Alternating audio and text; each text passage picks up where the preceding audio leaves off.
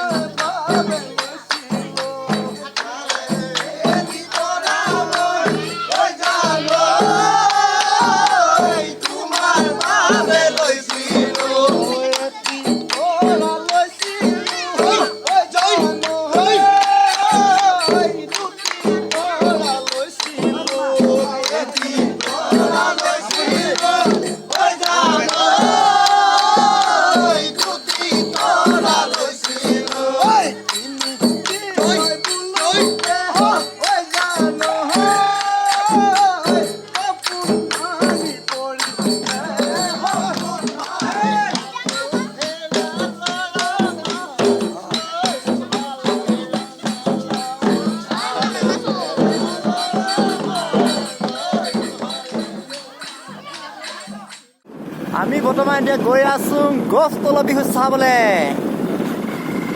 এতিয়া আছোঁ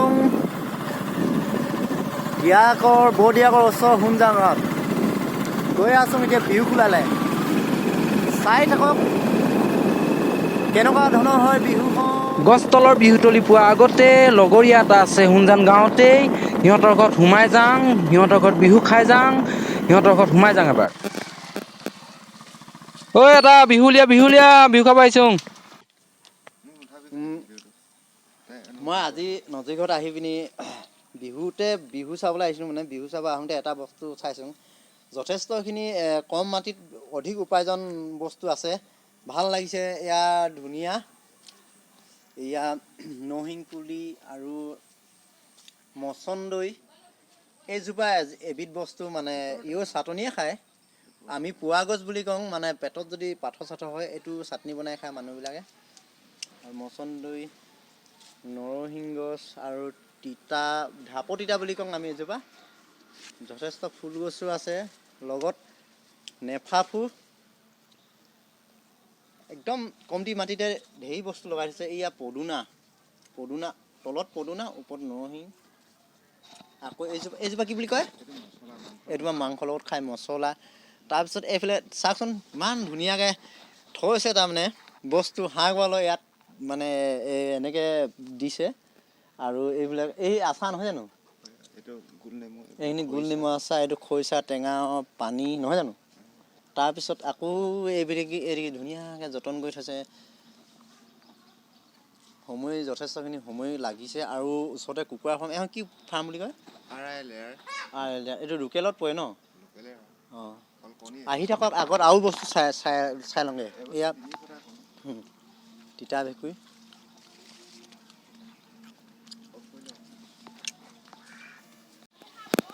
এইটো প্ৰডাকশ্যনটো কেনেকুৱা পাইছোঁ এতিয়া পুহিখিনি?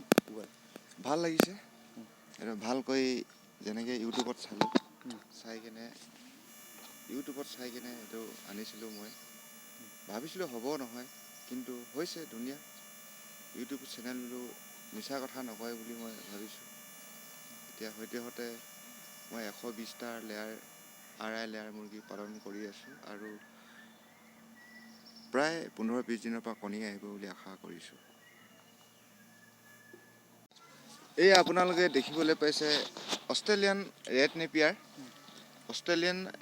আপোনালোকৰ পৰিচিত হয় এইবিধ গৰু, ছাগলী, ম'হ, ঘাঁহ, উন্নত জাতৰ ঘাঁহ।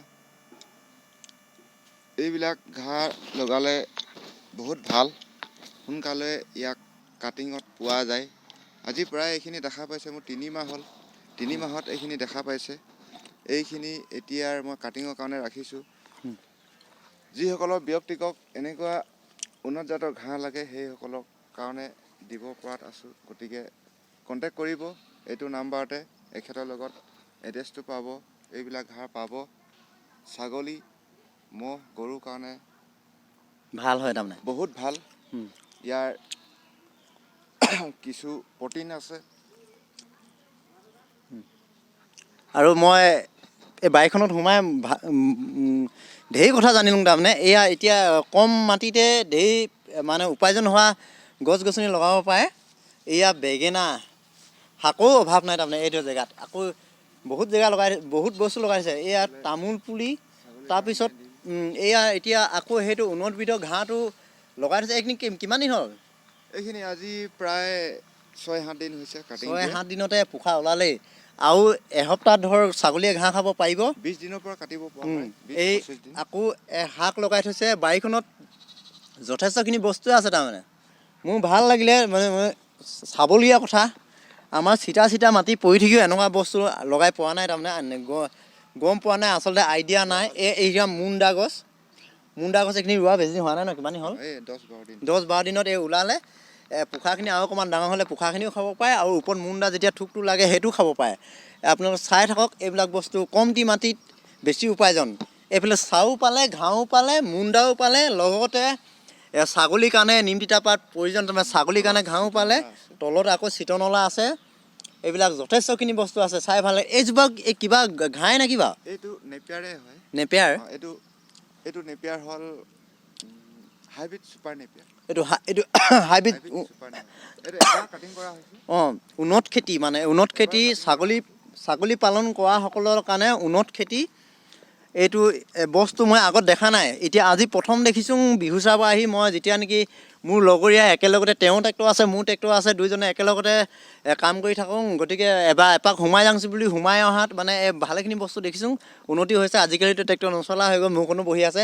সুধিছিলোঁ কি কৰিছ বুলি কিনে, সৰু সুৰাকৈ কৰি আছোঁ। বাৰীত সোমাই চাইছোঁ, চোৱাৰ পিছত দেখিছোঁ নেকি এইফালে মানে বাৰী ধুনীয়া, মানুহ ধুনীয়া, তাৰপিছতে কামো ধুনীয়া, এতিয়া আইডিয়াও ধুনীয়া। এনেকুৱা ধৰণৰকৈ বনাইছে। মোৰ মাজত আকৌ এটা বস্তু তামোল পুলি দেখিছোঁ। তামোল পুলিৰ মাজত বীজ জলকীয়া ডাঙৰ গুটি লাগিছে। বীজ জলকীয়া হোৱাত আপোনালোকে জানেই, চাই থাকক। আৰু আপোনালোকক যদি এনেকুৱা ঘাঁহৰ উন্নত খেতিৰ ঘাঁহৰ যদি বিজন লাগিব পাৰে, মোৰ লগত কণ্টেক্ট কৰিব, কমেণ্টত জনাব। মই আহি ঘৰটো দেখাই দিম, আপোনালোকেও এইটো লগাব পাৰিব। এতিয়া ফাৰ্মখন দেখাবলৈ, ফাৰ্ম মানে একচুৱেলি ফাৰ্ম নহয়, মানে এনেকৈ প্ৰথম ষ্টাৰ্টিং দিছেতো। যথেষ্টখিনি ভিতৰত চাফ চিকুণকৈ থৈছে। ইয়াৰ ওপৰত উঠি আহিছোঁ, লাইটৰ ব্যৱস্থা আছে। তাৰপিছত চফাকৈ এনেকৈ থৈছে, ধুনীয়া। আৰু উন্নতবিধৰ ঘাঁহটো আনিছে একচা। এতিয়া কেনেধৰণকৈ খায়। এয়া ছাগলীও কেইজনীমান আছে, যথেষ্ট। ঘাঁহটো বৰ লোভীয়া বস্তু দেই ন? এইটো মানে ধুনীয়াকৈ খাইছোঁ চা। এইটো পেলনিও নাযায়, যথেষ্টখিনি আছে। ঘাঁহটো সঁচাকৈ পগলা বহুত মুখ থ'ব। এইটো ঘাঁহত মানে ছাগলী ধুনীয়াকৈ পালিব পৰা হ'ব। মানে ছাগলীখিনিও গাকেইটাও শকত ন? এনেকৈ ঘাঁহ খাই থাকিলে টেনশ্যন নাই, আৰু ছাগলী চৰাব যাব দৰকাৰ নাই ন? যথেষ্ট ধুনীয়াকৈ আছে।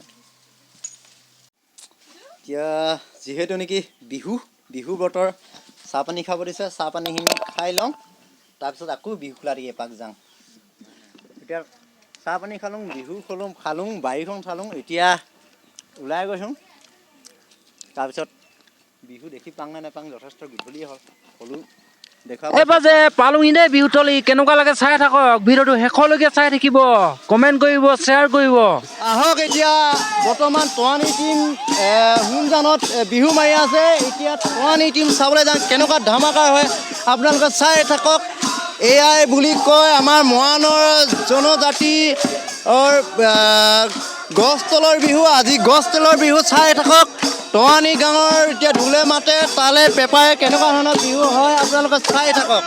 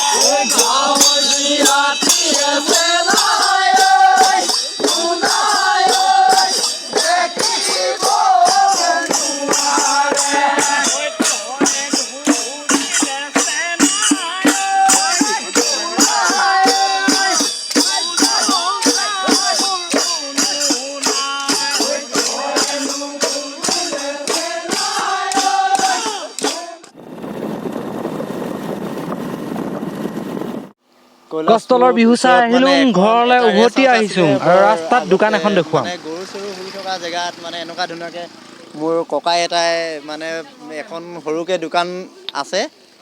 এইফালৰ পৰা টঙনাৰ ফালৰ পৰা আহিলে মানে সোঁ চাইডে পৰে আৰু কৈলাশপুৰৰ পৰা আহিলে বাওঁ চাইডে পৰে। তাৰপিছত আমাৰ হুনজানৰ পৰা আহিলে ডাইৰেক্ট পায়। এইখন দেখিছে, এইখন মানে আগতে গৰু চৰু হৈ মানে একদম লেতেৰা হৈ আছিলে। এই চাফ চিকুণ কৰি যাতে মানুহবোৰে আহি ইয়াত খাব পাৰে এটা বস্তু খাই ধুনীয়াকৈ ইয়াত জীয়াই ল'ব পাৰে। এইফালে যোৱা মানুহ, এইফালে অহা মানুহ। তাৰপিছত এতিয়া মই আমাৰ ককাইৰ লগলৈ আহিছোঁ। ই মানে ধুনীয়াকৈ আমাৰ ৰেষ্ট হাউচত জীয়াবলৈও হয়, মানে আমি কিবা ভোকত আহিলে খাবলৈও হয়। এই ককাই আছে লগত আৰু সকলো পৰিবাৰ আছে। এইফালে বৌ আছে, যথেষ্ট আমাক মানে বস্তু খাবলৈও দিছে। আৰু তেওঁৰ ছোৱালী আছে। ককাই এইটো আগত কেনেধৰণৰ আছিলে, কেনেকৈ আছে এতিয়া, ইমান ধুনীয়া লাগিছে। আপুনি কিবা ক'ব নেকি? ক'বলৈ আৰু কি ক'ম বাৰু।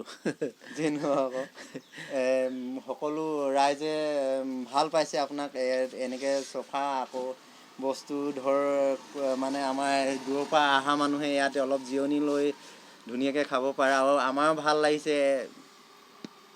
হয়, ইয়াত মানে আগত দেখিলোঁ এইটো জেগাটো একদম বহুত লেতেৰা হৈ আছিলে। তাৰপাছত গৰুৱে হাগি মানে একদম ভৰ্তি, মানুহ নোসোমায় ইয়াত, বাহিৰত থিয় হয়। তাৰপাছত দেখিলোঁ ইয়াত মানে চফা কৰি দোকানকে এটা দিম বুলি আৰু চফা কৰি মেলি দোকান দিম। ৰাইজে ভাল পায়। আহক, আপোনালোকেও আহক।